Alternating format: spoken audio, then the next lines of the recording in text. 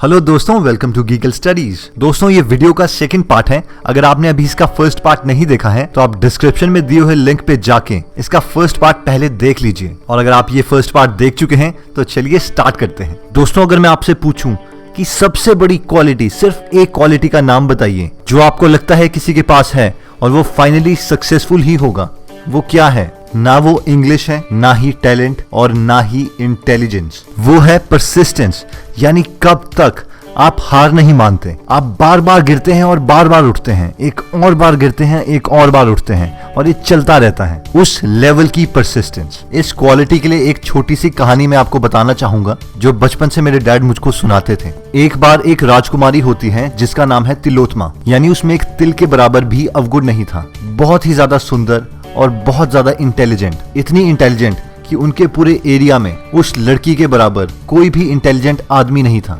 वो राजकुमारी ऐलान कर देती है कि वो उसी से शादी करेगी जो उससे ज्यादा इंटेलिजेंट हो, और ये प्रूव करने के लिए उस आदमी को उसके साथ डिस्कशंस करनी पड़ेंगी, और जो उन डिस्कशन में जीतेगा उसी से वो शादी करेगी। एक एक करके वो उधर हर आदमी को हरा देती है और कहती है कि वहां पे कोई भी ऐसा आदमी नहीं है जो उनसे शादी के काबिल हो। इस पर उन सब इंटेलिजेंट आदमियों को बहुत गुस्सा आता है और वो सब प्लान करते हैं कि वो तिलोत्मा से बदला जरूर लेंगे। उन्हें जंगल में एक आदमी मिलता है जो उसी टहनी को काट रहा है जिसपे वो बैठा है। वो सब सोचते हैं शायद ही पूरी दुनिया में कोई इससे ज्यादा बेवकूफ आदमी हो, और वो सब प्लान करते हैं कि क्यों ना हम तिलोत्मा की शादी इसी आदमी से करवा दें। वो सब उस बेवकूफ आदमी को बोलते हैं कि हम तुझे खाना देंगे और अच्छे कपड़े देंगे, बस तुझे हमेशा चुप रहना है। उस आदमी को वो सब तिलोत्मा के पिताजी के पास लेके जाते हैं और कहते हैं, महाराज, ये बहुत ही जाने माने विद्वान हैं और ये तिलोत्मा के साथ डिस्कशन करना चाहते हैं और उनसे शादी भी करना चाहते हैं, लेकिन ये अभी मौन पर हैं और कुछ बात नहीं कर पाएंगे, इसलिए हम सब इनके इशारों को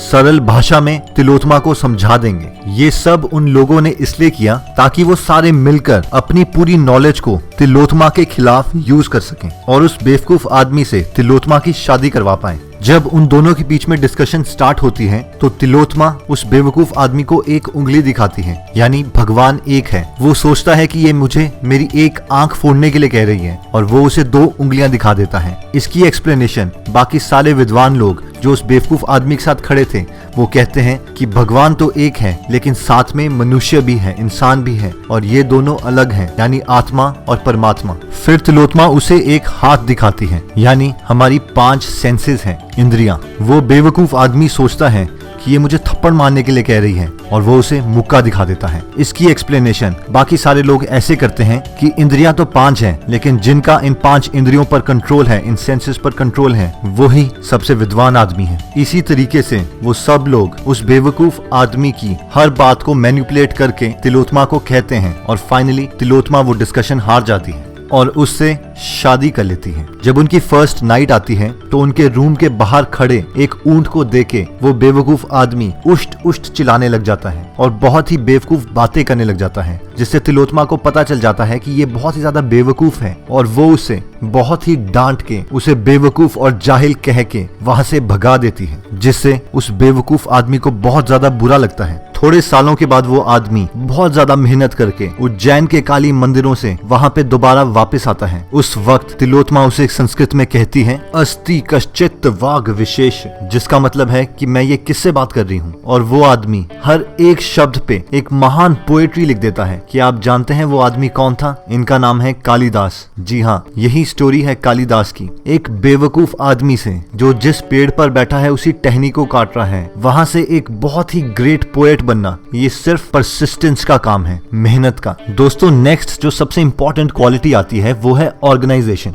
स्टडीज में ऑर्गेनाइजेशन बहुत ज्यादा इंपॉर्टेंट है। अपनी हर चीज को ऑर्गेनाइज रखना, इवन नोट्स ऑर्गेनाइज रखना, उसमें कलर्ड पेन यूज करना। हमें से मैक्सिमम लोग ये सोचते हैं कि कलर पेन यूज करना तो यार ये लड़कियों का काम है, इतना टाइम क्यों वेस्ट करें, बट इसका भी एक साइंटिफिक रीजन है। जब भी आप कलरफुल पेजेस पढ़ते हैं तो आपका दिमाग ज्यादा रिसीव करता है क्वांटिटी इंफॉर्मेशन की, एज कम्पेयर टू अगर सारे के सारे पेजेस सिर्फ एक ही रंग वाले पेन से लिखे गए हों। हम में से मैक्सिमम लोग जब भी एक पुराना पढ़ा हुआ चैप्टर दोबारा से स्टार्ट करते हैं तो उसमें वही चीज पढ़ते हैं जो हमने पहले से पढ़ी है, और उसी चीज को पढ़ के 2-3 घंटे के बाद थक जाते हैं और फिर बंद कर देते हैं और एक्सपेक्ट करते हैं कि इस बार रिजल्ट कुछ और होगा। ये बेसिक ऑर्गेनाइजेशन कैपेबिलिटी में भी हम कई बार मात खा जाते हैं और सब कुछ हौच पौच कर देते हैं। 2 मिनट रुक के उसे प्रॉपर्ली ऑर्गेनाइज करके अगर हम किसी चीज को कर लें तो उसे बहुत ज्यादा जल्दी अचीव किया जा सकता है। लेकिन हम में से कई लोग आंखें बंद करके बस मेहनत करते रहते हैं बिना ये सोचे कि ये मेहनत हमें ले जाएगी कहाँ। दोस्तों, आज के बाद आप किसी भी टॉपर को देखें या फिर किसी भी सक्सेसफुल आदमी को देखें तो आप एक काम जरूर कीजिएगा, उनको इन 4 क्वालिटीज में मार्क्स दीजिएगा कि इन 4 क्वालिटीज में वो कितने अच्छे हैं, और आप देखेंगे कि इनमें से 1 या 2 क्वालिटी में वो एक्सेप्शनली वेल होंगे बाकी स्टूडेंट्स के कंपैरेटिवली, और इसीलिए उनके ज्यादा मार्क्स आते हैं और वो ज्यादा सक्सेसफुल हैं।